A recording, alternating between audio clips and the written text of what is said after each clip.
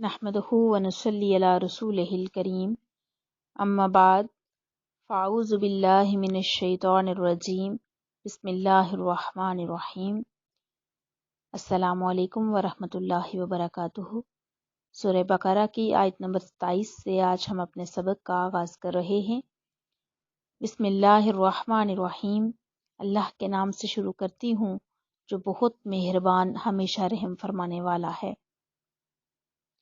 الذین، وہ جو یعقدون توڑتے ہیں عہد اللہ، اللہ کے وعدے کو، من بعد اس کے، میثاقہ، اس کے پختہ کرنے کے، من بعد میثاقہ، اس کو پختہ کرنے کے بعد، ویقطعون، اور کاٹتے ہیں، ما، جو ہمارا حکم دیا ہے اللہ تعالیٰ نے، بھی، جسے، ان یوصلا، کہ جوڑا جائے، ویفسدون، اور فساد پھیلاتے ہیں، فی الارض، زمین میں، اولئک، یہی وہ لوگ ہیں، ہم الخاسرون، جو نقصان اٹھانے والے ہیں۔ اب یہاں پر اللہ رب العزت نے فرمایا کہ الذین ینقضون عہد اللہ من بعد میثاقہ، کہ وہ لوگ جو اللہ کے وعدے کو پختہ ہونے کے بعد توڑ ڈالتے ہیں۔ یہ کون سے وعدے کی بات کی جا رہی ہے؟ اس سے مراد وہ عہد ہے جو اللہ تعالیٰ نے گزشتہ آسمانی کتابوں میں، یعنی تورات میں، انجیل میں، زبور میں حضور علیہ الصلوۃ والسلام پر ایمان لانے کے متعلق فرمایا تھا۔ یعنی ان لوگوں کو یہ معلوم تھا، اہل کتاب کو، کہ ایک نبی آئے گا اور اس کی یہ صفات ہیں، ان کی بشارتیں جو ہیں ان کی کتابوں میں موجود تھی، مگر جب آقا علیہ الصلوۃ والسلام تشریف لائے تو انہوں نے محض حسد اور بغض کی وجہ سے آپ پر ایمان نہ لایا۔ اور ایک قول یہ بھی ہے کہ یہ عہد 3 ہیں۔ پہلا عہد وہ جو اللہ تعالیٰ نے تمام اولاد آدم سے لیا کہ اس کی ربوبیت کا اقرار کریں گے، یعنی ہم سب کی روحوں سے وعدہ لیا گیا تھا، ہم سب لوگ جتنے بھی ہیں، ہم سب سے اللہ رب العزت نے یہ وعدہ لیا تھا کہ وہ اس کو خدا واحد مانیں گی، یعنی کہ جتنی بھی اولاد آدم ہے ان کی روحوں سے یہ وعدہ لیا گیا تھا۔ اس کا بیان سورہ اعراف میں ہے، ہم ڈیٹیل سے انشاءاللہ پڑھیں گے۔ دوسرا عہد انبیاء کرام علیہم الصلوۃ والسلام کے ساتھ مخصوص ہے کہ وہ رسالت کی تبلیغ فرمائیں گے اور دین قائم کریں گے۔ اس کا بیان سورہ احزاب آیت نمبر 7 میں ہے، اس کا بھی ہم انشاءاللہ العزیز ڈیٹیل سے پڑھیں گے۔ تیسرا عہد علماء کے ساتھ خاص ہے کہ وہ حق کو نہ چھپائیں گے، اس کا بیان بھی ہم انشاءاللہ سورہ آل عمران میں پڑھیں گے۔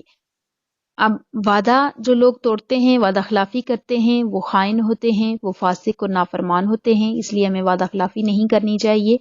چاہے تو ہم اللہ تعالیٰ سے کوئی وعدہ کر لیں، تو چاہے اس کو حاضر و ناظر بنا کر کسی انسان سے کوئی وعدہ کر لیں، تو ہمیں اس وعدے کو پورا کرنا چاہیے، اگر وہ جائز ہے تو وعدہ خلافی نہیں کرنی چاہیے۔ جائز وعدہ، کیا ہوا وعدہ، اس کو پورا کرنا ہم سب پہ ضروری ہے، واجب ہے، ورنہ ہم گناہگار ہوں گے۔ اسی آیت کے اگلے حصے میں فرمایا کہ جو لوگ نقصان اٹھانے والے ہیں ان کی ایک اور صفت یہ ہے کہ وَيَقْطَعُونَ مَا أَمَرَ اللَّهُ بِهِ أَن يُوصَلَ، کہ وہ کاٹتے رہتے ہیں اسے جو اللہ نے جوڑنے کا جس کا حکم دیا ہے۔ یعنی اللہ تعالیٰ سے وعدہ کر کے توڑ دینا ایک ان کی صفت ہے، اور پھر وہ کیا کرتے ہیں، رشتہ داروں سے جو تعلقات اللہ تعالیٰ نے انفرادی اور اجتماعی طور پر جن کو جوڑنے کا اللہ نے حکم دیا ہے ان کو وہ توڑتے ہیں، ان کو قطع کرتے ہیں۔ تو قطع رحمی کرنے والا، رشتوں کو کاٹنے والا، وہ بھی سخت گناہگار ہے اور سخت گھاٹے میں ہے، سخت نقصان اٹھانے والوں میں سے ہے۔ وَيُفْسِدُونَ فِي الْأَرْضِ، اور وہ فساد مچاتے ہیں، فی الارض، زمین میں، یعنی کہ اپنے جاہ و منصب کے لیے، اپنے مفاد کے لیے ظلم و ستم اور فتنہ و فساد کا برپا کرتے رہتے ہیں۔ یہ ان کے کرتوت تھے، اور جن کے یہ کرتوت ہیں ان کو ہلاکت اور تباہی سے کیسے بچایا جا سکتا ہے؟ اولئک ھم الخاسرون، یہ وہ لوگ ہیں جو نقصان اٹھانے والے ہیں۔ جن کو قرآن نے نقصان اٹھانے والے کہہ دیا، اب وہ کیسے فائدہ اٹھا سکتے ہیں؟ اللہ تعالیٰ ہمیں ایسی ہر صفت سے، ایسی ہر بری حرکت سے محفوظ رکھے جس کی وجہ سے ہم ایسے لوگوں میں شامل ہو جائیں کہ جو صرف اور صرف اپنا نقصان ہی کرتے ہیں اور اپنے ساتھ ظلم اور زیادتی ہی کرتے ہیں۔ آگے سوالیہ انداز میں کہا جا رہا ہے کیف تکفرون،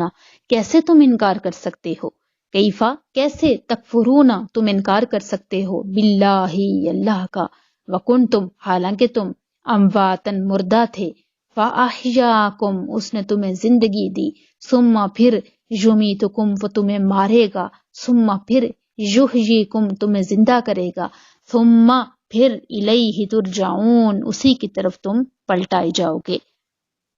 अल्लाह ताला ने अपनी ख़ास व आम नेमतों का और कुदरत की अजीब निशानियों का जिक्र फरमाया और कुफ्र की खराबी और बुराई को काफिरों के दिलों में बैठाने के लिए उन्हें खिताब किया कि तुम किस तरह खुदा के मुनकर होते हो, हालांकि तुम्हारा अपना हाल अल्लाह ताला पर ईमान लाने का तकाजा करता है, क्योंकि तुम बदन में रूह डाले जाने से पहले तमाम मराहिल में मुर्दा थे, यानी कुछ भी ना थे, बेजान थे। फिर उसने तुम में रूह डालकर तुम्हें जिंदगी दी, फिर जिंदगी की मुद्दत पूरी होने पर तुम्हें मौत देगा, फिर तुम्हें जिंदा करेगा। इससे कब्र की जिंदगी मुराद है, जब सवाल जवाब के लिए इंसान को जिंदा किया जाएगा, या क़यामत की, यानी कि फिर तुम हिसाब किताब और जज़ा के लिए उसकी तरफ लौटाए जाओगे। तो अपने इस हाल को जानकर तुम्हारा कुफ्र करना निहायत अजीब है। इस आयत में अगर गौर करें तो हम मुसलमानों के लिए भी नसीहत है कि हम कुछ भी न थे, लेकिन अल्लाह ताला ने हमें जिंदगी अता की, जिंदगी गुजारने के लवाजमात नेमतों से नवाजा,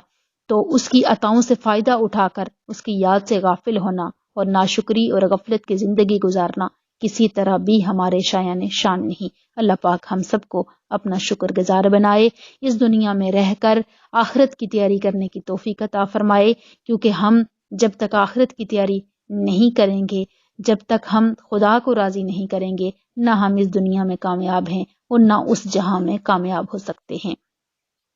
हुवल्लज़ी वही है जिसने खलका पैदा किया लकुम तुम्हारे लिए मा फिल अर्दी जो भी है जमीन में जमिया सब का सब,